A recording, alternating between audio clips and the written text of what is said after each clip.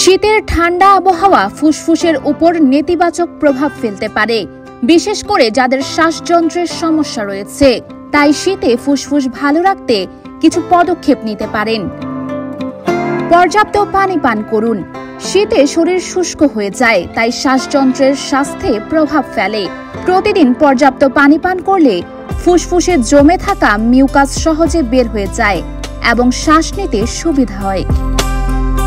গরম খাবার ও পানীয় পান করুন।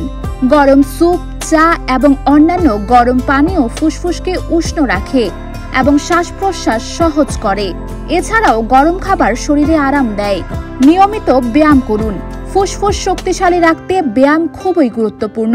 বিশেষ করে হাঁটা, দৌড়ানো এবং শ্বাস প্রশ্বাসের ব্যায়াম ফুসফুসে অক্সিজেন প্রবাহ বাড়ায় এবং কার্যক্ষমতা বৃদ্ধি করে। ধূমপান এড়িয়ে চলুন। ধূমপান ফুসফুসের জন্য অত্যন্ত ক্ষতিকর, বিশেষ করে শীতে। ধোঁয়া ফুসফুসে গিয়ে শ্বাস প্রশ্বাসের সমস্যা সৃষ্টি করে, তাই ধূমপান একেবারেই এড়িয়ে চলা উচিত। বায়ু দূষণ থেকে দূরে থাকুন। শীতে বায়ু দূষণ বৃদ্ধি পায়, যা শ্বাসতন্ত্রের সমস্যা সৃষ্টি করে। বাড়ির বাইরে মাস্ক পরুন এবং দূষিত এলাকা এড়িয়ে চলুন। ঘরে বায়ু পরিশোধন যন্ত্র ব্যবহার করতে পারেন। গরম পোশাক পরিধান করুন। শীতে ঠান্ডা বাতাস ফুসফুসে ক্ষতি করতে পারে, তাই নিজেকে গরম রাখতে হবে।